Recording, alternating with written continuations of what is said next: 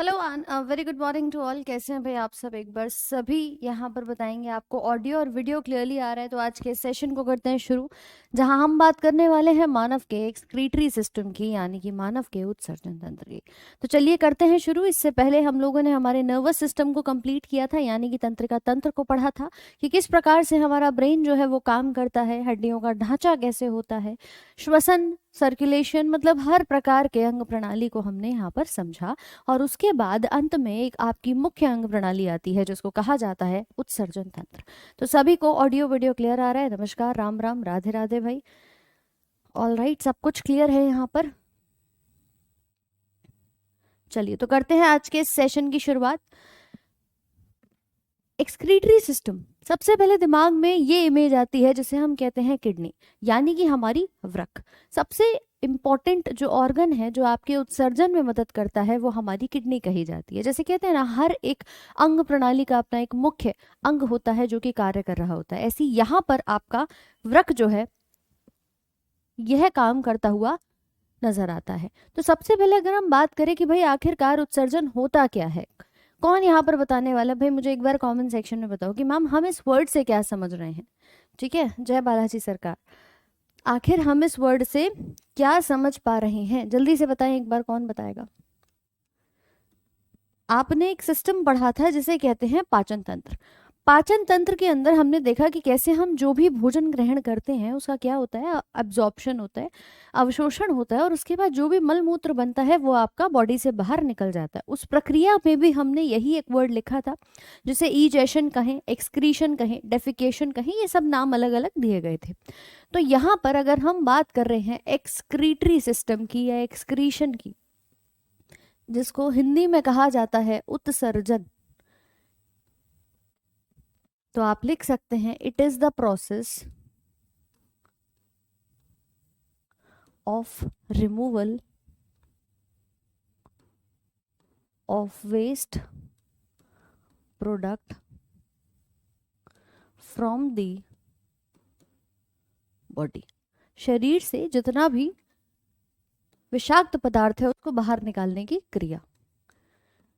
शरीर से सभी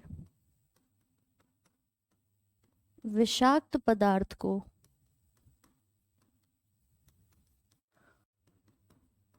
बाहर निकालने की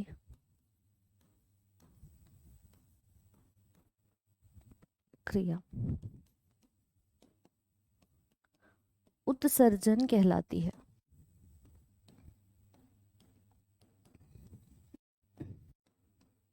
ठीक है भाई, समझ पा रहे हो कि बॉडी से हमने क्या बाहर निकाला? जो भी वेस्ट प्रोडक्ट यहाँ पर बन जाएगा, वेस्ट को एक्सक्रीट करता है, बाहर निकालता है, बिल्कुल सही। लेकिन बात एक बताओ कि वेस्ट प्रोडक्ट है क्या? तुम्हें क्या लगता है कि तुम्हारे शरीर का जो वेस्ट प्रोडक्ट है वो यहाँ पर क्या बन रहा होगा? ये जो हमने वर्ड लिखा है, इस शब्द से हम क्या समझते हैं? वेस्ट प्रोडक्ट, विषाक्त पदार्थ। विषाक्त पदार्थ दरअसल हर एक जीव में देखें तो मुख्य तौर पे 3 प्रकार के होते हैं, एक अमोनिया, एक यूरिया और एक यूरिक एसिड। और जो भी अलग अलग जीव इन सभी विषाक्त पदार्थों को अपनी बॉडी से निकालता है, उसी आधार पर उसका नाम जो है वो यहाँ पर पड़ जाता है। एक बात बताओ, आवाज सबको साफ आ रही है या कोई समस्या लग रही है? क्यों भाई, वॉइस बढ़ाओ। आवाज सभी को साफ आ रही है या नहीं, एक बार बताएंगे?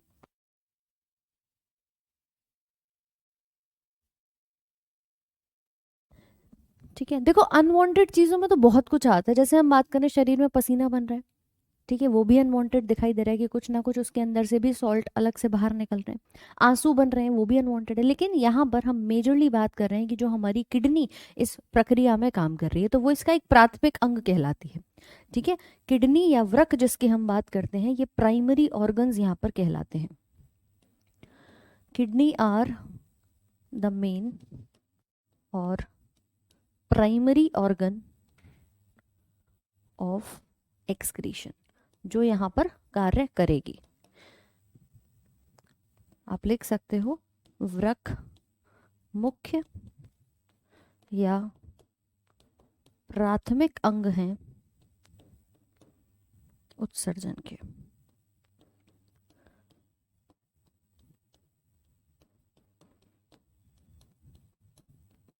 इसके अलावा अगर हम यहाँ तो प्राइमरी कह रहे हैं, अगर हम द्वितीय रूप पे बात करें, सेकेंडरी लेवल पे बात करें, तो वहाँ हमारी जो लिवर है, जो हमारी आंतें हैं, ये भी काम करती हैं आपके एक्सक्रीटरी ऑर्गन्स का, कि ये तो मुख्य अंग है लेकिन इसके अलावा और भी यहाँ पर क्या करेगी, काम करेगी। ठीक है, हाँ, ये उत्सर्जन तंत्र की बिल्कुल पहली क्लास है आपकी। चलिए लिख लीजिए इसको फटाफट से और बताइए यहाँ तक की सभी चीज़ें लिख ली हैं कि नहीं। ये आपका विषाक्त पदार्थ को बाहर निकालने की क्रिया यहाँ पर कहलाती है। डन है भाई, लिख लिया। ये पहली स्लाइड है, ये पहली स्लाइड है आपकी, पहली क्लास है उत्सर्जन तंत्र की।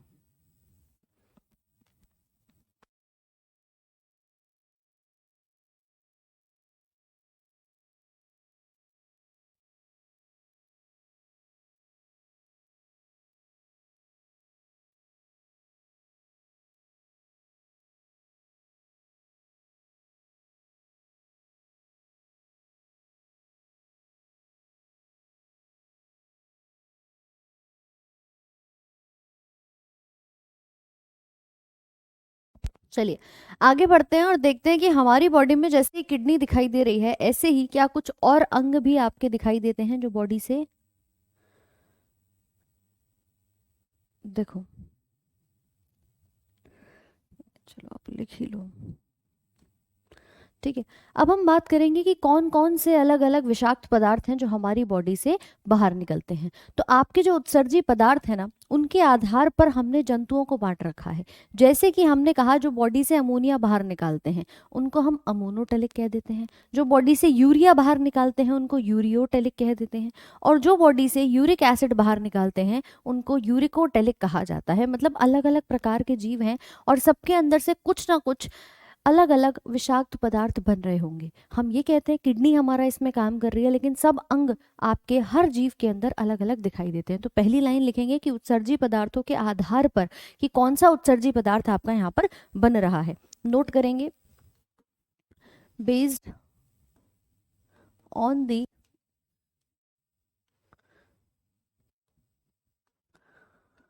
There are 3 types of waste product, 3 प्रकार के विषाक्त पदार्थ होते हैं, जिसमें पहला आता है अमोनिया, दूसरा आता है यूरिया, और तीसरा आता है आपका uric acid.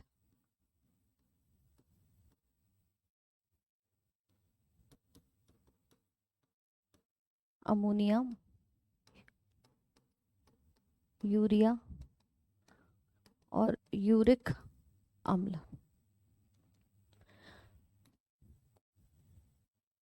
Based on these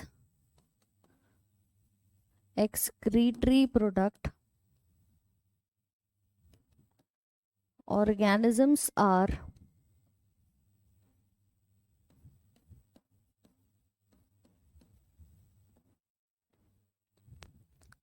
classified as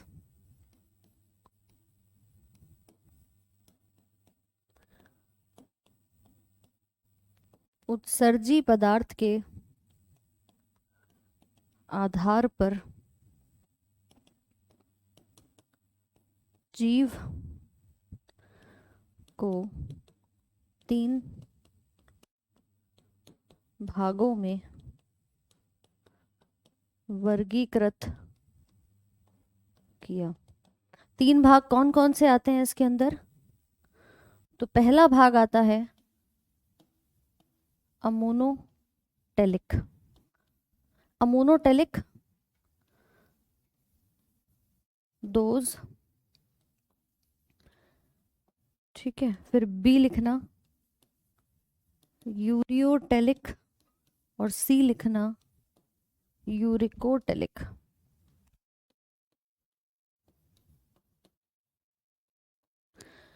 तो आप देख सकते हैं बेटा, सेकंड स्लाइड है ये, आरआरबी के लिए सफिशिएंट है। हाँ ठीक है,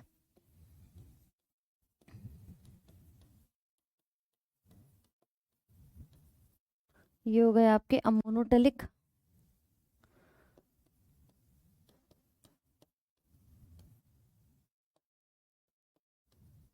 यूरियोटेलिक और यूरिकोटेलिक। आपके तीन प्रकार के क्या हैं, विषाक्त पदार्थ हैं। बॉडी से अगर कुछ बाहर वेस्ट के तौर पे निकलेगा तो वो या तो अमोनिया निकलेगा, या यूरिया निकलेगा, या यूरिक एसिड निकलेगा। और इन तीनों के आधार पे हमने जीवों को भी, यानी कि सभी ऑर्गेनिजम्स को भी तीन भागों में बांट दिया, अमोनोटेलिक, यूरियोटेलिक और यूरिकोटेलिक। इसका मतलब जो अमोनिया निकालते हैं उनको अमोनोटेलिक कहेंगे, जो यूरिया निकालते हैं उनको यूरिकोटेलिक, और इसी प्रकार से यहाँ पर आपका ये लिखा जाता है। नोट करो, तीन प्रकार ये यहाँ पर आपके दिखाई देते हैं, मोनोटेलिक, यूरियोटेलिक और यूरिकोटेलिक। चलो भाई, इसके बाद हम एंडोक्राइन सिस्टम पढ़ेंगे, आपका जो अंतःस्रावी प्रणाली है।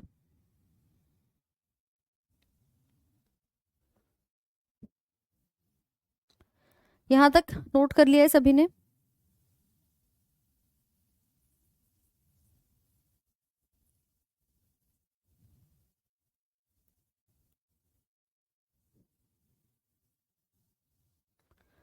यहाँ तक नोट कर लिया है सभी ने? तो भाई देखो, अब एक एक को डिटेल में समझ लेते हैं, अमोनोटेलिक क्या है, यूरियोटेलिक क्या है और यूरिकोटेलिक क्या है। इनके उदाहरण जो है वो आप लोगों से पूछे जाते हैं एग्जाम के अंदर।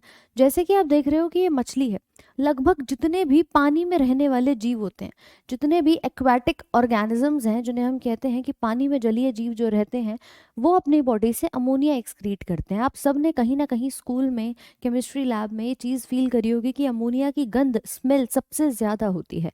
अमोनिया अपने आप में क्या है, सबसे ज़्यादा विषाक्त है और सबसे ज़्यादा टॉक्सिक यही कहा जाता है। इसको ख़त्म करने के लिए, इसको नष्ट करने के लिए पानी की आवश्यकता भी सबसे ज़्यादा पड़ती है।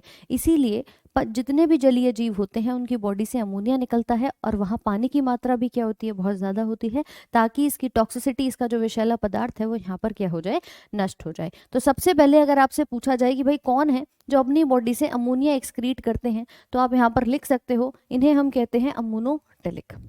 सबसे पहला भाग अमोनोटेलिक, ये एक्सक्रीट करते हैं अमोनिया को। इनको एक्सेस वाटर चाहिए डिसॉल्व करने के लिए। अमोनिया क्या है, मोस्ट टॉक्सिक है। किसके अंदर दिखेगा, एक्वाटिक एनिमल्स में, हाइड्रा के अंदर, अमीबा, पैरामीशियम और कुछ बोनी फिशेस, ये सभी इसका उदाहरण यहाँ पर हो जाएंगे। तो इसको फटाफट से लिख लेंगे, ठीक है।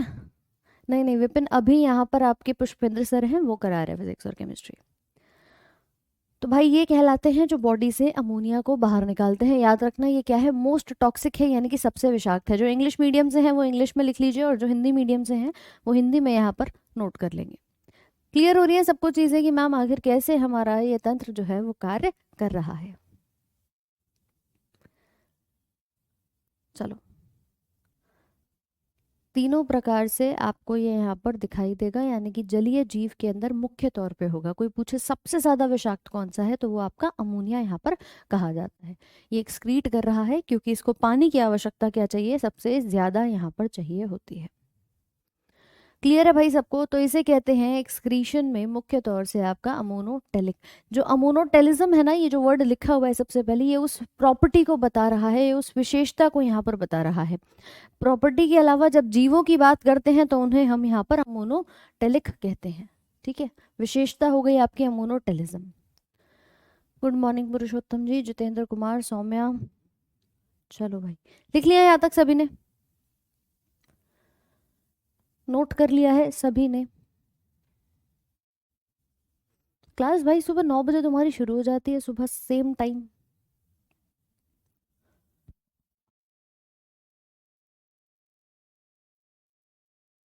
चलो नेक्स्ट देखते हैं। इसके अलावा अगर मैं बात करूं तो देखो कुछ पक्षी आते हैं, जितने भी अलग अलग आपको बर्ड दिखाई देंगे, या मैं सांप की बात करूं, पक्षी की बात करूं, कुछ सरीसृप हो जाएंगे, इनकी बॉडी से यूरिया बाहर नहीं निकलता, अमोनिया बाहर नहीं निकलता। ये जो अपशिष्ट पदार्थ को बाहर निकालते हैं उसे हम यहाँ पर कहते हैं यूरिक एसिड। तो अगर क्वेश्चन में ये आता है कि कोई पक्षी है, उसका उत्सर्जी पदार्थ कौन सा होगा, तो आप बताएंगे भैया वो यूरिक एसिड बाहर रिलीज करता है।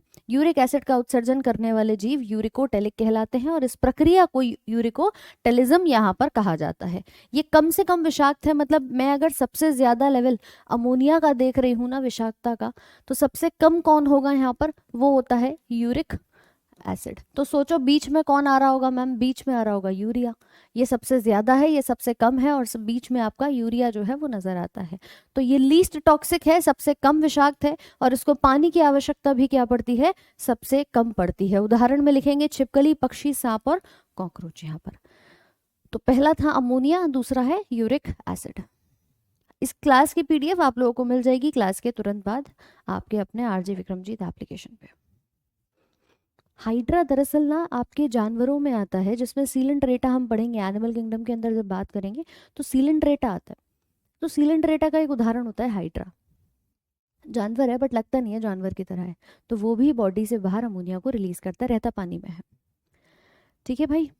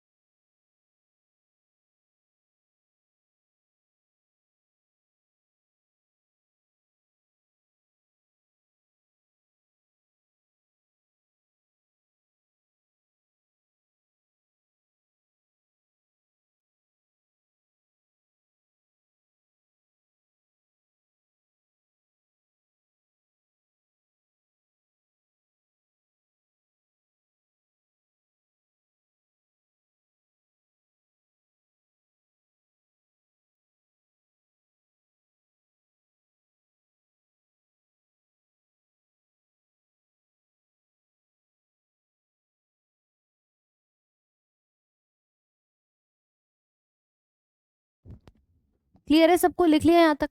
अगला आता है जिसे हम कहते हैं यूरिया। अब यूरिया कौन बॉडी से एक्सक्रीट करेगा, जितने भी जंतु हैं, मतलब जितने भी आपको ह्यूमन बींग्स दिखाई दे रहे हैं, और मेंढक, मतलब मेंढक तो मैम मानव के साथ ही चलता है। बहुत सारे सिस्टम में देखोगे कि मानव और आपके मेंढक दोनों का उदाहरण क्या दिखेगा, साथ में दिखाई देता है। तो अगला जो प्रॉपर्टी आती है उसे हम कहते हैं यूरियोटेलिज्म, जो बॉडी से बाहर क्या रिलीज कर रहे हैं, यूरिया को रिलीज कर रहे हैं, दैट एक्सक्रीट यूरिया। ये क्या है, लेस टॉक्सिक है, मतलब अमोनिया से कम है, यूरिक एसिड से ज्यादा है। ह्यूमन बीइंग, मेंढक है, गाय, भैंस, आपके जितने कार्टिलेजिनस फिशेस होती हैं, ये सब आते हैं आपके यूरियोटेलिज्म के अंदर। याद रखना, एक केवल अकेली ऐसी मछली होती है जो कि आपके यूरियोटेलिज्म में आती है, वरना सारी मछलियां कहाँ चली गई थी मैम, अमोनिया के साथ चली गई थी। तो इसको जरूर से याद रखना, ये वाला एक अपवाद के तौर पे यहाँ नजर आता है कि मछली है फिर भी क्या है, उसके अलावा भी आपको ये यूरिक एसिड रिलीज करते हुए दिखाई देती है। ठीक है, यूरिया के अंदर दिखाई देती है। तो ये आपके एग्जाम्पल्स के साथ लिख लेंगे। नहीं बेटा कल क्लास नहीं थी। चलो, तो ये हमारे 3 मुख्य उत्सर्जी पदार्थ थे, जिसमें पहला हमने अमोनिया देखा, दूसरा यूरिक एसिड देखा, तीसरा यूरिया देखा, और इन तीनों के आधार पे हमने अलग अलग जीवों को यहाँ पर बांट दिया। ये चैप्टर अपने आप में अगर देखें तो आपके किडनी से संबंधित है कि मुख्य तौर पे मानव में किडनी काम करती है। मगर एक बात बताओ, किडनी के अलावा अगर हम अलग जीवों में देखेंगे, क्या किसी मकड़ी में, किसी अमीबा में, किसी पैरामीशियम में, क्या सबके अंदर सेम किडनी काम करेगी? आप बोलोगे नहीं, क्योंकि किडनी होती ही मानव के अंदर दिखाई देती है। तो इसी प्रकार से हर जीव का अपना अपना अलग उत्सर्जी अंग भी देखा जाता है, मतलब उनका ऑर्गन स्पेसिफाई क्या होता है, अलग अलग दिखाई देता है।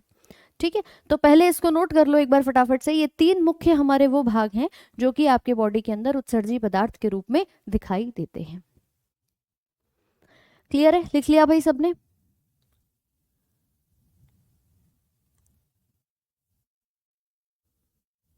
चलो ठीक है विपिन कुमार जी, बिल्कुल करा देंगे, लेकिन अभी के लिए आपकी सर करा रहे हैं, अभी वहां से कर लो, क्योंकि आप लोगों का सिलेबस एग्जाम के अकॉर्डिंग भी कवर करना है। तो जितना जल्दी वो चीज़ें आपकी हो जाए उतना अच्छा है। ठीक है, बाकी मैं जब भी कराऊंगी मैं आपको अपडेट दे दूंगी। ठीक है भाई, तो ये सब कहलाते हैं हमारे अलग अलग प्रकार के उत्सर्जी पदार्थ। अब देखो, किडनी के अलावा अगर पूछे ना, तो हर अंग अलग अलग होता है जीवों में। जैसे कि कोई अमीबा है, अमीबा जो होता है बिल्कुल इसके पास कोई पर्टिकुलर ऑर्गन नहीं होता, कोई अलग अलग अंग नहीं होता, एक इस प्रकार का जीव आपको दिखाई देता है। ये अमीबा के अंदर बॉडी में एक न्यूक्लियस होगा और सराउंडिंग में कुछ साइटोप्लाज्म, कुछ द्रव्य भरा होगा। इसकी जो शरीर की ये जो सतह देख रहे हो, यही सतह काम करती है किसकी तरह? आपके उत्सर्जी अंग की तरह। तो अमीबा में शरीर की सतह यानी कि बॉडी की सरफेस काम कर रही है। ऐसी हाइड्रा में अगर बात करें, तो हाइड्रा के अंदर आपके ये मुख जो है या सेल मेम्ब्रेन जो है ये काम करती है, मतलब इसका एक माउथ बना हुआ होता है। अगर हम हाइड्रा को देखेंगे तो कुछ ऐसा दिखाई देता है, ये आपका हाइड्रा है। तो इसकी ये जो सतह है, या तो ये काम करेगी या फिर इसका साइड से यहाँ मुख निकला होता है वो यहाँ पर काम करेगा। माउथ से ही एक्सक्रीशन जो है, मतलब माउथ से ही खाना खाएगा और माउथ से ही सारा कुछ वेस्ट को बाहर निकाल देता है। इसके अलावा कॉकरोच में जैसे हमारे अंदर रक्त है ना, किडनी है, ऐसे ही इनके अंदर जो अंग होता है उसका नाम है मेल्पीजियन टुब्यूल।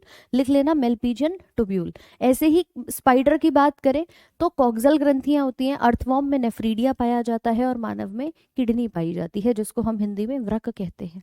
तो ये सारे अलग अलग अंग हैं, ये आपसे पेपर में पूछे जा चुके हैं। स्पाइडर के बारे में पूछा गया है, कॉकरोच का पूछा गया है, मानव का पता ही होता है आप सबको, इसीलिए इसको भी नोट कर लेंगे।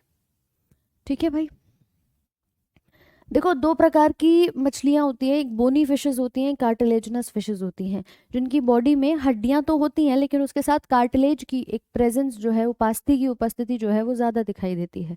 तो एक बोनी फिशेस होती हैं, रोहू कटला जिसकी हम बात करते हैं, एक तुम्हारी दूसरी होती है कार्टिलेजिनस फिशेस, जहाँ उपास्थि की उपस्थिति ज़्यादा दिखाई देती है। ठीक है निमेश, ये सब अभी हम पढ़ेंगे जब आपका एनिमल किंगडम आएगा, उसमें पाइसेस जो मीन आपका एक संघ बनेगा उसके अंदर सारी मछलियों का अध्ययन करेंगे अलग अलग से।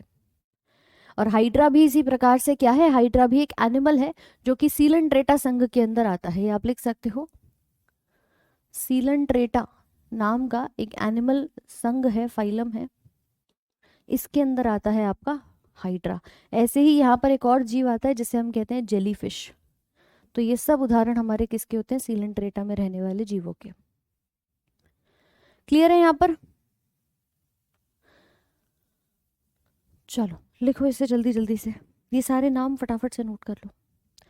अंजलि कौन सी फर्स्ट स्लाइड बच्चे? पहली स्लाइड पर यह बताया था कि उत्सर्जन क्या होता है, बॉडी से विषाक्त पदार्थ का बाहर निकलना उत्सर्जन है, और उसमें किडनी हमारे मानव में मुख्य अंग काम करती है।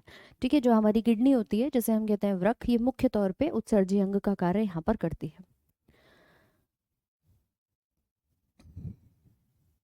क्लियर है? चलिए, हाइड्रा अलग है और कॉकरोच का अंग जो है वो मेल्पीजियन टुब्यूल यहाँ पर कहा जाता है। जैसे मान लो रीजनिंग में लगाते हैं ना कि जैसे मानव में किडनी, ऐसे आपके कॉकरोच में क्या, तो तुम लगाओगे मेल्पीजियन टुब्यूल, तो ये उस अंग का नाम है। इसी प्रकार से स्पाइडर में कोक्सल नाम की ग्रंथियां हैं, अर्थवॉर्म में नेफ्रीडिया पाया जाता है। तो ये सारे अंग हैं। हमारे लिए आज के टॉपिक में जानना क्या आवश्यक है? आपके किडनी के बारे में। अब देखो, किडनी की अगर हम बात करें तो मनुष्य के अंदर मुख्य तौर पे दोनों साइड पर दो जोड़े में किडनी पाई जाती है, यानी कि हम लिख सकते हैं कि मुख्य अंग हमारा क्या है? वृक्क है। और ये कहाँ पाया जाता है? उदर भाग में, आप ये लिख सकते हैं कि पुरुष और स्त्री दोनों में पाया जाता है, उदर गुहा के कशेरुका दंड के दोनों ओर स्थित होता है। यानी कि जो हमने रीढ़ की हड्डी पढ़ी थी, याद करो, इस रीढ़ की हड्डी का जो आपका लुम्बर वाला भाग था, उदर भाग दिखाई दे रहा था, उदर भाग में कुछ इस प्रकार से दोनों तरफ हमारी क्या पाई जाती है, हमारे किडनी जो है वो यहाँ पर पाई जाती है। इसी के अलावा अगर हम किडनी का स्ट्रक्चर देखें तो मैम ये कुछ ऐसा नज़र आता है। किडनी में हमारे मुख्य तौर पे अगर एक्सक्रीशन हो रहा है तो यहाँ पर मूत्र की फॉर्मेशन होती है, यूरिन की फॉर्मेशन यहाँ पर होती है। यूरिन जो यहाँ से बनता है वो कुछ इस प्रकार यूरेटर के रास्ते यूरिनरी ब्लैडर तक जाता है। तो सबसे पहले अगर हम अपने मानव के ह्यूमन एक्सक्रीटरी सिस्टम को देखेंगे तो हमें 4 नाम याद रखने हैं और इसका फ्लो याद रखना है। मानव का उत्सर्जी तंत्र,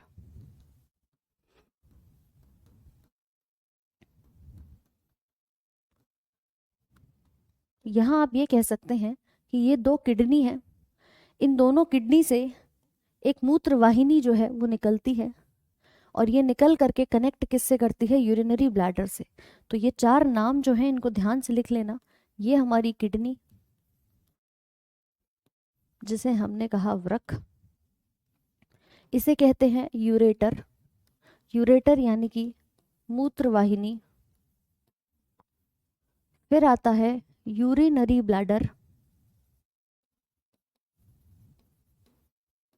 मूत्राशय जिसे कहा जाता है, और लास्ट में यूरेथ्रा।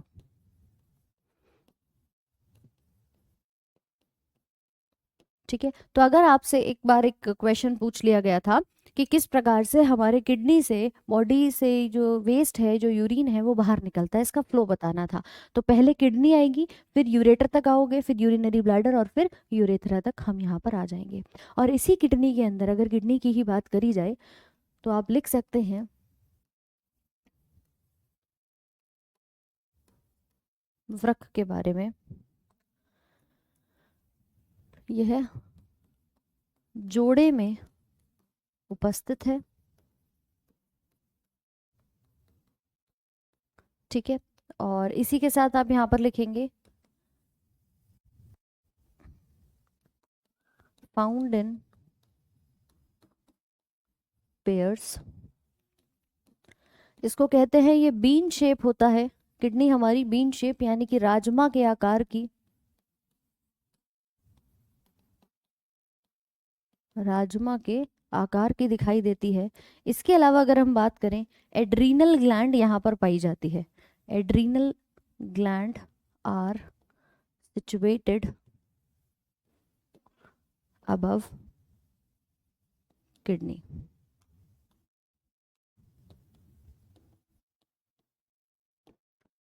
वृक्क के ऊपर एक ग्रंथि पाई जाती है जिसे हम कहते हैं अधिवृक्क।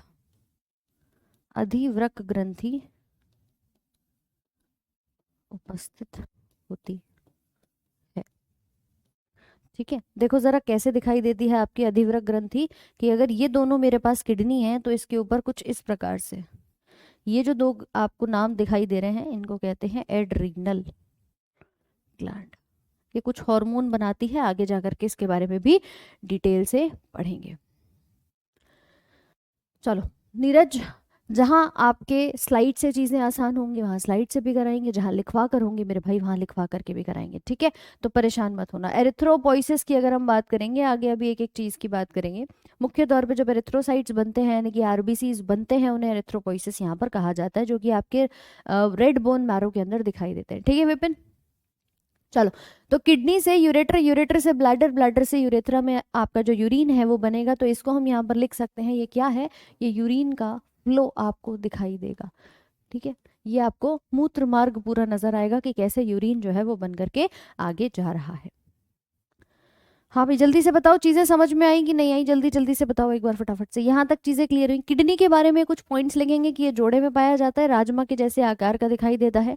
अधिवृक्क ग्रंथि जो होती है वो हमारी इनके ऊपर उपस्थित होती है, कि अगर मैं यहाँ पर भी देखूँ ना तो कुछ ऐसे जो लगी होगी, उसको हम क्या नाम देते हैं, ये भी जोड़े में होती है, एड्रीनल अधिवृक्क, इसको हिंदी में हम यहाँ पर कह रहे हैं। तो ये ग्रंथि हमारी ऊपर से लगी हुई नजर आती है। क्या ये बात सबको क्लियर हुई कि नहीं हुई भाई, जल्दी जल्दी से बताओ एक बार।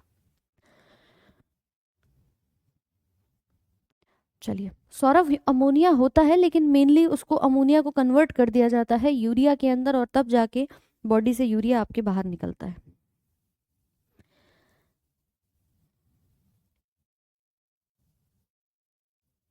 क्लियर? हाँ भाई, बना लिया सबने ये? बेटा 4 से 5 स्लाइड ऑलरेडी हो चुकी हैं आपकी। चलो, तो ये हमारी किडनी दिख रही है। इसी किडनी के साथ में एक चीज और तुम्हें यहाँ बताऊंगी कि जैसे दो किडनी है ना, ये कभी भी एक लेवल पे नहीं होती। एक लेवल पे का मतलब क्या होता है मैम? अगर हम देखें, ये आप डायग्राम के अंदर भी देख सकते हो, हमारी ये दो किडनी है और इन दोनों के ऊपर क्या लगे हुए हैं? अधिवृक्क ग्रंथि लगी है। कहाँ उपस्थित दिख रही है मुझे? उदर भाग में दिख रही है। हमारी पूरी कशेरुक स्तंभ में जो हमारा उदर भाग होता है वहां पर दिखाई देती है। अब देखिए एक चीज जरा अगर हम ध्यान देंगे कि मैम हमारा लिवर दाहिने भाग पे होता है या लेफ्ट साइड पे होता है, मतलब लेफ्ट में होता है या राइट में होता है? एक बार जल्दी से कमेंट सेक्शन में बताओ, लिवर लेफ्ट में है या राइट में है? जल्दी जल्दी से बताओ। हाँ भाई निशा, कहाँ दिक्कत आ रही है बताओ? अभी तो उत्सर्जन तंत्र शुरू हुआ है भाई। प्लेटफॉर्म का एक्सक्रीटरी सिस्टम, प्लेटफॉर्म्स में आते हैं आपके जो फ्लेम सेल्स होते हैं, ठीक है, फ्लेम कोशिकाएं या ज्वाला कोशिकाएं काम करेंगी। रूपक प्लेटफॉर्म में फ्लेम सेल्स काम करते हैं। चलो, राइट में होता है ना, ठीक है मैम। क्योंकि लिवर हमारा राइट में होता है, देखिए इधर ये आपकी एक किडनी है और ये आपकी दूसरी किडनी है। आप बोलोगे मैम आपने एक छोटी एक बड़ी क्यों बनाई है? भाई ये हमारा जो भाग होता है ये लेफ्ट वाला होता है, ये हमारा भाग होता है राइट वाला होता है। अब आपने कहा कि हमारा जो लिवर होता है वो राइट वाले भाग में होता है, ठीक है, एक सेकेंड, ठीक है, लिवर हमारा कहाँ है? राइट वाले भाग में है। तो क्योंकि अगर मैं लिवर की उपस्थिति देखूंगी ना, तो लिवर सबसे बड़ी ग्रंथि मुझे दिखाई दे रही है, उसकी वजह से जो लिवर के नीचे किडनी आती है वो थोड़ी सी नीचे क्या हो जाती है? झुक जाती है। क्या हो जाती है भाई? झुक जाती है। तो अगर कोई आपसे पूछे कि आपकी दो किडनी है और दोनों में से कौन सी वाली थोड़ी नीचे झुकी हुई होगी, तो ये वाला भाग जो होता है जिसे हम बायां वृक्क कहते हैं वो थोड़ा सा नीचे झुका हुआ नजर आता है, क्योंकि यही इसके ऊपर क्या उपस्थित होगा हमारा? यहाँ कहीं लिवर जो है वो आ रहा होगा। इसी कारणवश नीचे से इसको ये हल्का सा यहाँ पर दबा देती है, याद रखना। जैसे हमने ये भी पढ़ा था ना कि हमारे दो फेफड़े होते हैं, एक फेफड़ा ये है, एक फेफड़ा ये है, लेकिन ये वाला फेफड़ा थोड़ा सा छोटा होता है। क्यों? क्योंकि यहाँ पर हमारा जो हृदय है उसके नीचे का चैम्बर आना शुरू हो जाता है। तो इसीलिए क्योंकि यहाँ हार्ट आ रहा है, ये वाला थोड़ा सा छोटा आपको लंग जो है वो दिखाई देता है। ऐसे ही किडनी के अंदर भी हल्की सी नीचे की तरफ ये झुकी हुई नजर आती है। याद रखना, ये आधे तो अभी इसी बात में कंफ्यूज हैं। आपका जो लिवर पाया जाता है वो होता है राइट भाग में, ठीक है। जब भी हम डायग्राम बनाते हैं तो हम कैसे बनाते हैं कि मैम हमारा ये आ रहा है अमाशय और इधर की तरफ होता है हमारा लिवर। तो यही लिवर क्या कर देता है? इस वाली को थोड़ा सा नीचे झुका देता है और ये वाली जो किडनी होती है थोड़ा ऊपर वाले भाग में दिखाई देती है। समझे कि नहीं समझे? तो क्वेश्चन आएगा कौन सी किडनी नीचे झुकी हुई है, तो मैम हमारी ये जो दाई वाली दिखाई देती है वो नीचे की तरफ झुकी हुई नजर आती है। ये दायां वृक्क जो है वो हमारा नीचे की तरफ झुका हुआ नजर आता है। किसी को कोई समस्या यहाँ तक लग रही हो तो मुझे एक बार जल्दी से बताओ। तो भैया ये होता है हमारा मुख्य तौर पे किडनी का चक्कर। ये देख रहे हो ना, नीचे की तरफ झुक रही है, ऊपर ऊपर इसके क्या लगा हुआ है? अधिवृक्क ग्रंथि लगी हुई है। यहीं से ये जो लाल और नीली रंग की नसें निकलती हुई दिखाई दे रही हैं, ये हमारी ब्लड वेसल है। एक धमनी है, एक शिरा है, एक ब्लड को ला रही है और दूसरी लेकर के जा रही है। अब मैडम सबके अंदर एक छोटी इकाई होती है। ब्रेन में क्या पढ़ा था? न्यूरॉन पढ़ा था, तंत्रिका कोशिका पढ़ी थी। आपकी किडनी के अंदर क्या होगी? किडनी में नेफ्रॉन पाई जाती है। किडनी के अध्ययन को इसीलिए हम क्या नाम देते हैं? नेफ्रोलॉजी कहते हैं। तो आप लिख सकते हैं kidney has nephron basic unit, जिसको हम यहाँ पर कहते हैं, ठीक है। नेफ्रॉन वृक्क की मूल इकाई कही जाती है। इसीलिए हम स्टडी ऑफ किडनी को नेफ्रोलॉजी कहते हैं।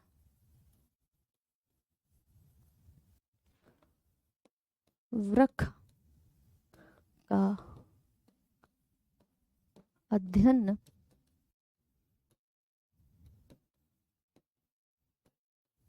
नेफ्रोलॉजी कहलाता है।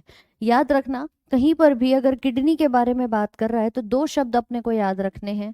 दो वर्ड क्या होते हैं, एक होता है हमारा नेफ्रो, अगर इससे स्टार्टिंग हो रही है, या फिर रीनल से स्टार्टिंग हो रही है। कहीं पर अगर ये दो में से कोई भी शब्द दिख रहा है तो समझ जाइएगा कि कहानी किसके बारे में आ रही है, कहानी आपके नेफ्रॉन या किडनी के बारे में आ रही है। इंग्लिश की राइटिंग में किसको समस्या लग रही है भाई, इतना साफ साफ लिखने का प्रयास किया है, यूं बताओ। अब अमन वर्मा तुम अकेले दिख रहे हो मुझे, अमन विमल लिख लीजिए इसको फटाफट से।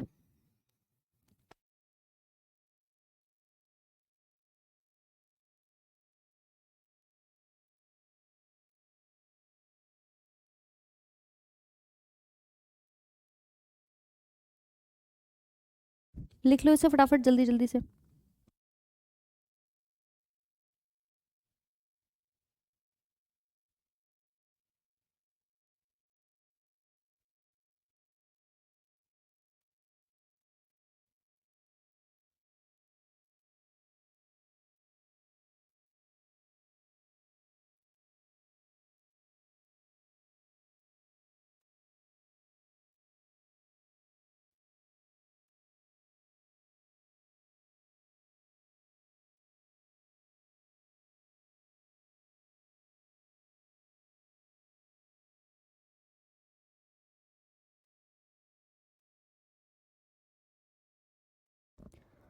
चलो, क्लियर है सबको यहाँ पर? ठीक है, नेक्स्ट बात करते हैं। अब नेफ्रॉन को जरा समझ लेते हैं कि आखिर ये नेफ्रॉन दिखाई कैसे देते हैं। ठीक है, ये है आपकी एक किडनी। इस किडनी के अंदर पाए जाते हैं कुछ इस प्रकार से पिरामिड। ठीक है, ये कुछ पिरामिड से बने हुए होते हैं। समझना पहले डायग्राम को, उसके बाद कुछ लिखना बनाना। यहाँ से एक आपकी लाल रंग की धमनी निकल रही होगी, और इसी प्रकार से एक तुम्हारी नीले रंग की निकल रही होती है शिरा। नीचे की तरफ आपका क्या जा रहा है, एक यूरेटर जा रहा है, मूत्र वाहिनी जिसे हम यहाँ पर नाम देते हैं।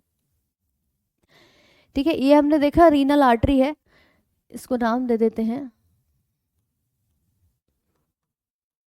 Renal artery. आर्टरी यानी कि धमनी की बात कर रहे हैं हम यहाँ पर, रीनल धमनी।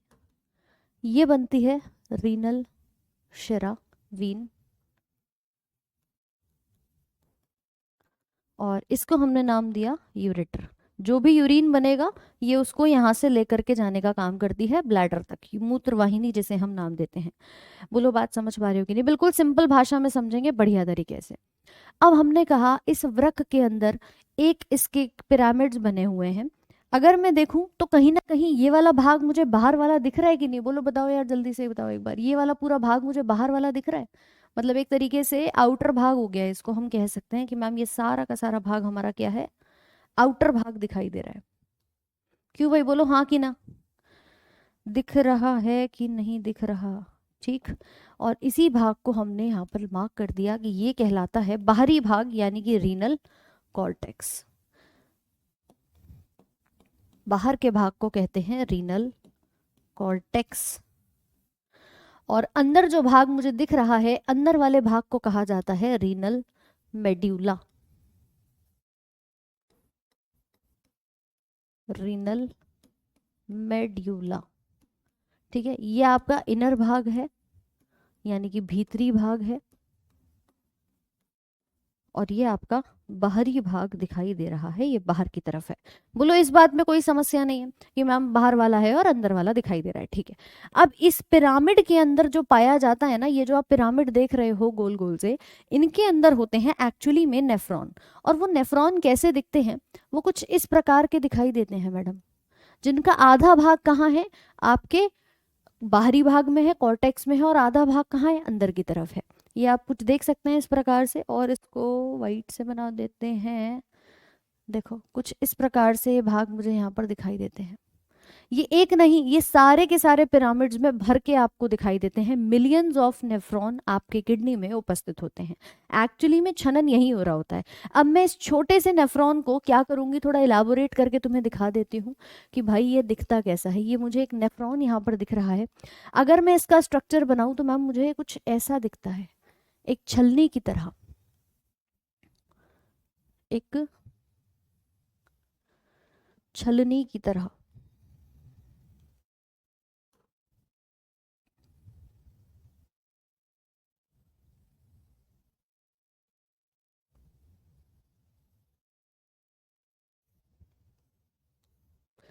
क्यों भाई, दिख पा रहा है सबको ये?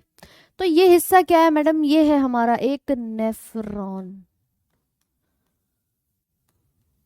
ठीक है, इसी को कहते हैं बेसिक इकाई हमारे ब्रेन की। हमसे क्या पूछा जाएगा, इसके कितने भाग हैं, क्या हो रहा है यहाँ पे। ठीक है, चलो इधर देखो ध्यान से। होता क्या है कि जैसे तुम चाय छानते हो, चाय छानते हो तो मैडम एक छलनी है, उस छलनी में हमने चाय डाली, जितना भी सॉलिड वेस्ट होता है वो ऊपर रह जाता है, चाय की पत्ती जो है वो ऊपर रह जाएगी, चाय जो लिक्विड है वो नीचे आपकी चली जाती है, ऐसे ही होता है। अब हम यहाँ पर क्या देख रहे हैं, एक छलनी लगी हुई है, एक फिल्टर लगा हुआ है यहाँ पे। आपकी एक तरफ से एक मोटी सी ब्लड वेसल आई, क्या किसको लेकर आई, ब्लड को लेकर आई। एक मोटी सी आई है, मतलब ये वाकई में मोटी होती है, मैं इसको और मोटा बना देती हूँ।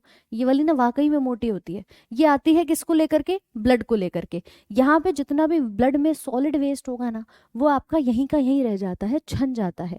और उसके बाद जो भी आपका मतलब आप जैसे कह सकते हो कि लिक्विड बना है, वो लिक्विड यहाँ नीचे चला जाता है, इस रास्ते जाएगा। और जाएगा तो भैया बिल्कुल आपके इस हिस्से तक आ जाएगा। आएगा कि नहीं आएगा बोलो। यहाँ पर छना और नीचे की तरफ पूरा जो आपका लिक्विड था वो जाने लग गया। अब उसके बाद यहाँ जो ब्लड बचा होगा, मतलब मैं ये कह सकती हूँ कि जो भी रक्त आपका अवशेष होगा, वो यहाँ से फिर निकलता है एक दूसरी वाहिका के द्वारा, जो थोड़ी सी पतली होती है। जो कैसी होती है, थोड़ी सी पतली हमें दिखाई देती है। ये ज़्यादा मोटी दिख रही है, ये पतली दिख रही है। इन दोनों का भी अलग अलग अपना एक नाम होता है, जिसे हम कहते हैं, इसको कहा जाता है एफरेंट आर्टीरियोल, धमनी का एक छोटा भाग, अभिवाही धमनिका। अभिवाही धमनिका, इसे कहते हैं मोटी। किसी को प्यार से बुलाते हो ना, ए मोटी, इधर आ, है भाई, कहते हो कि नहीं कहते हो, ए मोटी। तो ए जो है वो आपका मोटी वाली है, जिसका हम नाम ए से देख रहे हैं। और ये वाली जो दिखती है, इसको हम बुलाते हैं ई से, यानी कि इसका नाम आपको दिखाई देता है इफरेंट आर्टीरियोल। इफेरेंट आर्टीरियोल,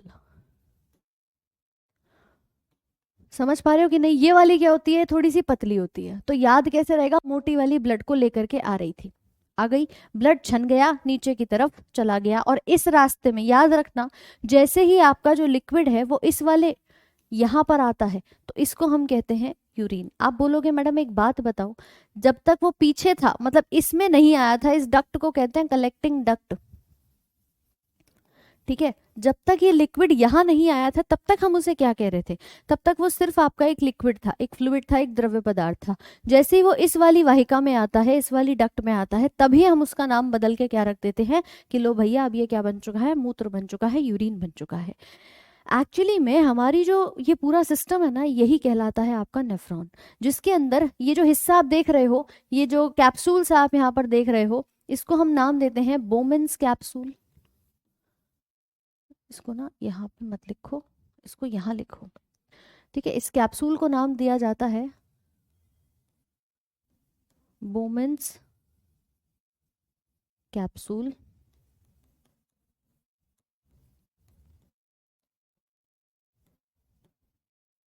और इसी प्रकार से ये जो गुच्छा आपको दिखाई दे रहा है कोशिकाओं का, इन्हें कहते हैं ग्लोमेर्युलस, कोशिका गुच्छ। कई पेपर में पूछा गया है कोशिका गुच्छ कहाँ पाया जाता है, तो कोशिका गुच्छ आपके यहाँ पर पाया जाता है। रूपक कुमार पूछा जाता है, इसीलिए आपको पढ़ा रहे हैं, वरना पीएचडी नहीं करानी है, ना तुम्हें किडनी का डॉक्टर बनाना है। ठीक है, पूछा जाता है कि भैया बोमेन्स कैप्सूल कहाँ है, बोमेन्स कैप्सूल यहाँ है, और इन दोनों को अगर मैं मिला देती हूँ तो मेन हिस्सा हमारे नेफ्रॉन का ये बन जाता है, जिसको मेल्पिजियन बॉडी यहाँ पर कहा जाता है। ठीक है, तो एक हो गया ग्लोमेरुलस, दूसरा हो गया आपका बोमेन का कैप्सूल। मतलब एक तो ये छलनी वाला सा हिस्सा मुझे दिख रहा है, और दूसरा ये पूरा का पूरा कैप्सूल है जिसने इसको होल्ड किया हुआ है। तो ये पूरा हिस्सा हमारा किसका बन जाता है, आपके नेफ्रॉन का यहाँ पर बन जाता है। तो कोई पूछे नेफ्रॉन के कितने हिस्से हैं, देखो ध्यान से, पहला ग्लोमेरुलस, कोशिका का गुच्छा आया, नीचे ये पूरा कैप्सूल है, ठीक है मैडम। उसके बाद ये नीचे जो आपका ये पूरा जाल सा दिख रहा है ना, इसको हम नाम देते हैं, पहले हिस्से को पीसीटी, दूसरे हिस्से को कहा जाता है यहाँ पर डीसीटी, और बीच में जो लूप आप देख पा रहे हो इसे कहते हैं लूप ऑफ हेनले, हेनले का लूप। बोलो कहानी समझे कि नहीं समझे? हाँ जी मैम, जो ब्लड को प्यूरिफाई किया तो यूरिया कैसे बना, ये यही तो बन रहा है। यहाँ पर हम ब्लड का फिल्टर कर रहे हैं, छनन कर रहे हैं, ब्लड को छान रहे हैं।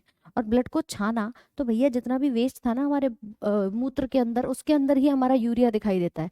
एक्चुअली में लिवर ही हमारे अमोनिया से यूरिया को कन्वर्ट करने का काम कर देता है और भेज देता है यहाँ पे आपके। ठीक है, कहाँ भेज देता है, यहाँ पे। देखो मैं तुम्हें इसका अगर एक डायग्राम दिखाऊं तो ये कुछ ऐसा दिखाई देता है, ये देख पा रहे हो, ये पूरा एक गुच्छा है कोशिकाओं का, इसे एक कैप्सूल में रखा, ये फिर नीचे की तरफ एक जाल बना, और लास्ट में वो जो नली दिख रही है, ये वाली जो नली दिख रही है, इसी में जा करके ये मूत्र यहाँ पर बन जाता है। तो ये पूरा रास्ता जो है एक जाल सा बना हुआ है। आप सोचो कि इतना बड़ा जाल क्यों बनाया, कुछ तो वजह होगी ना। हमारा शरीर जो है वो हद का क्या है, कंजूस है। कंजूस कैसे है मैडम, ये चाहता है कि अगर यहाँ पर भी कोई लिक्विड बह रहा है, अभी मैंने उसको यूरिन तो नहीं कहा है, क्यों नहीं कहा इसका वजह बता देती हूँ। इसीलिए नहीं कहा कि मैम ब्लड आया यहाँ, छना, छनने के बाद इसके नीचे जो भी लिक्विड जा रहा था, अगर इसमें भी कोई सोडियम, कोई पोटेशियम, कोई कैल्शियम, कोई क्लोरीन, कोई सॉल्ट मेरे काम का हो, कोई खनिज पदार्थ मेरे काम का हो, तो उसे खींच लूँ। कैसे खींचेगा, इसने ना बड़ी चालाकी करी हुई है। इसने ये वाली देखो इधर, ये पूरे एक ब्लड वेसल को इसके ऊपर जाल बना के फेंक रखा है कि यार कुछ भी अगर काम का हो ना तो फटाफट से रीअब्जॉर्ब कर लो। ये यहाँ पर क्या हो जाता है, अवशोषित हो जाता है इस पूरे हिस्से में। और जब उसको लगता है कि अच्छा यहाँ तक पूरा अवशोषण हो गया है, तब ये ब्लड वेसल निकल जाती है शरीर में, और यहाँ रह जाता है वेस्ट, जिसको आप यूरिन का नाम दे देते हो। ठीक है, छलने का नाम क्या है, ग्लोमेरुलस। पीसीटी और डीसीटी केवल ये जो लूप आपका नीचे की तरफ बह रहा है, एक तरफ प्रॉक्सिमल कॉन्वोल्यूटेड ट्यूब्यूल है आपका पीसीटी, और दूसरी तरफ डीसीटी डिस्टल कॉन्वोल्यूटेड ट्यूब्यूल दिखाई देता है। रीनल वर्ड भी हम किडनी के लिए ही इस्तेमाल करते हैं, रीनल। ठीक है, तो ये एक गुच्छा दिख रहा है आपको, ये वाला गुच्छा दिख रहा है, एक तरफ से मोटी वाली आई, पतली वाली लेके गई, पतली वाली ने फिर एक जाल फेंका इसके ऊपर कि यार चलो कंजूसी की हद पार कर देते हैं, जितना भी इसके अंदर काम का है ना जल्दी से खींच लेते हैं, कुछ रह ना जाए, यूरिन में कुछ गलत बॉडी से बाहर चला ना जाए, कि वैसे ही आदमी बहुत कम कम खाता है, काम की चीजें नहीं खाता। ठीक है, तो बॉडी से बाहर यहाँ पर आपका आकर के जो मूत्र है ये बन जाता है। तो अपने को क्या याद रखना है मैडम, अपने को याद रखना है कि इस नेफ्रॉन के कितने भाग हैं, मुख्य तौर पे 4 से 5 भाग दिखाई देते हैं। पहला भाग हम जो देख पा रहे हैं वो बोमेन कैप्सूल है, जिसे हमने ग्लोमेरुलस कैप्सूल कहा। पीसीटी डीसीटी आती है, ये लूप ऑफ हेनले आता है, और एक कलेक्टिंग डक्ट आती है जहाँ पर यूरिन बन जाता है, मूत्र बन जाता है। ठीक है, तो ये 4-5 नाम है। ये सिर्फ इतना पूछ सकता है कि नेफ्रॉन में क्या ये उपस्थित होते हैं या नहीं होते हैं। एक बार मुझे जल्दी से एक थम्स अप का साइन भेज दो कि हमें यहाँ तक चीजें क्लियर हो गई हैं, क्योंकि ये है आपका उत्सर्जन तंत्र। हाँ भाई फटाफट से बता दो अब एक बार, चीजें क्लियर हो गई हैं कि नहीं। देखो कुछ इस प्रकार से चल रहा है पूरा, ये ब्लड वेसल्स क्या कर रही हैं, रीअब्जॉर्ब कर रही हैं। बोलो दिख रहा है तुम्हें कि नहीं? हाँ भाई दिख रहा है कि नहीं? इफरेंट आर्टीरियोल वापस लेके जाएगा यश, बॉडी के अंदर ले जाएगा वापस से जो भी तुम्हारा ब्लड छन चुका है। तो इसे कहते हैं ना कि छनन का काम करता है, एक तरफ से एक ब्लड वेसल लेके आती है और दूसरी तरफ से लेकर के जा रही है शरीर के अंदर। तो यही होता है फिल्ट्रेशन। इस स्ट्रक्चर को जो आप स्क्रीन पर देख रहे हो ना, थोड़ा उल्टा कर दिया है इसको, कैप्सूल को सीधे की जगह उल्टा घुमा के, और सारा वेस्ट जो है वो घूम करके नीचे की तरफ आपको निकलता हुआ दिख रहा है। क्लियर है सबको यहाँ पर? चलो तो बढ़ते हैं इसी में आगे और समझते हैं इस डायग्राम को। ये डायग्राम बना लो एक बार अगर चाहते हो तो। अरे सिंपल एक देखो यार, ये कोशिकाओं का गुच्छा बना हुआ है, मैंने उसको कह दिया कोशिकाओं का गुच्छ, कुछ और अलग थोड़ी है। ये वाला हिस्सा क्या है, कोशिकाओं का गुच्छा बना हुआ है बस एक, ये आपकी आ रही है एक धमनी, एक ये जा रही है धमनी। यहाँ से जो भी इस छलनी की तरह है, नीचे से जो भी वेस्ट होगा वो निकल जाएगा। ठीक। तो भाई ये था हमारा एक्सक्रीटरी सिस्टम, जिसमें नेफ्रॉन मुख्य कार्य यहाँ पर करते हैं। और कुछ इसी प्रकार से हमारे उत्सर्जन तंत्र का मेन रोल फिल्ट्रेशन का कहा जाता है, छनन का कहा जाता है। ये पार्ट क्या कर रहा है, ये हमेशा याद रखना, छनन करा रहा है। ठीक है, फिल्ट्रेशन में मदद कर रहा है, छनन की क्रिया। प्यूरिफाई नहीं लिखेंगे किडनी के लिए कभी भी, प्यूरिफाई फेफड़े करते हैं। चंद्रकांत वर्मा, ओके जी बिल्कुल, समझ में आया है, ठीक है। अभी कल ना मैं इसके तुम्हें क्वेश्चन करवा दूंगी, और हीमोडायलिसिस का जो प्रोसेस होता है, जिसे हम कहते हैं किडनी डायलिसिस कैसे होती है, वो सारी चीजें मैं आपको कल वाले सेम टाइम सेम जगह पर करवा दूंगी। ठीक है, अच्छा ठीक है दिनेश भाई, देख लेंगे। चलो, तो आज के सेशन को यहीं तक रखते हैं। इसको क्या करोगे आप लोग, रिवाइज कर लेना, पीडीएफ में इसकी अपलोड करवा दूंगी, वहां से नोट कर लेना। और अगर इसकी फुल फॉर्म पूछ ले तो ये भी एक बार लिख लो, पीसीटी और डीसीटी की। पीसीटी की फुल फॉर्म होती है प्रॉक्सिमल कॉन्व्यूलेटेड ट्यूब्यूल, और डीसीटी का मतलब होता है डिस्टल कॉन्व्यूलेटेड ट्यूब्यूल। ठीक है, ट्यूब्यूल मतलब कॉन्वोल्यूटेड ट्यूब्यूल का मतलब क्या होता है कि एक सिंपल ट्यूब जा रही है। प्रॉक्सिमल वर्ड आता है पहले, प्राथमिक के लिए, कि ये पहले भाग आता है इसका, प्रॉक्सिमल है पहले है, और डिस्टल मतलब ये पीछे की तरफ दिखाई देती है। तो ये पीसीटी आगे होगी, डीसीटी पीछे होगी, बस यही चीज हमें यहाँ पर, यही चीज हमें यहाँ पर ध्यान रखनी है। ये रहा आपका किडनी का डायग्राम, ये नेफ्रॉन का है, और इसके पीछे आपका किडनी का डायग्राम यहाँ पर हो जाएगा। ठीक है, कल इसके पीवाईक्यू क्वेश्चंस और उसी के साथ साथ जो भी आपके डायलिसिस की प्रक्रिया है, उन सभी को हम कवर करेंगे कल के सेशन में। अभी तुम लोगों के यार देखो ज़्यादा चैप्टर नहीं बचे हुए हैं, कम से कम मान लो 10 से 15 दिन की क्लास और है, कम से कम 10 से 15 दिन की क्लास और है, ताकि आपका ये जो बायो का पोर्शन है ये आपका कवर हो जाए। और टेंशन मत लो, पूरा तुम्हें क्वेश्चंस के साथ कवर कराऊंगी, चाहे आगे टाइम एक्स्ट्रा लेना पड़े, लेकिन आपके पेपर से पहले हर एक चीज़ आपकी करा दी जाएगी। ठीक है, कोई एक्स्ट्रा सेशन होगा उसको रख लेंगे, ठंड पाया करो, चीज़ों को समझ के चलो बस, कि जितना हो रहा है उतना इंपॉर्टेंट चीज़ें हमें अच्छे से याद हो। अभी ऐसा ना हो कि मैं तुमसे डाइजेशन का कोई सवाल पूछूं तुम वो भी ना लगा पाओ। तो बस इतना भरोसा रखो कि जो हो गया उसको अच्छे से पढ़ ले, और आगे की चीज़ों को मैडम करा ही देंगी भाई, बिल्कुल टेंशन मत लेना। ठीक है, चलिए तो मिलते हैं आप लोगों से कल सेम टाइम सेम जगह। Till then have a very good day, thank you so much. Riya कल करेंगे ना इसके क्वेश्चंस, ठीक है, कल करेंगे इसके क्वेश्चंस को।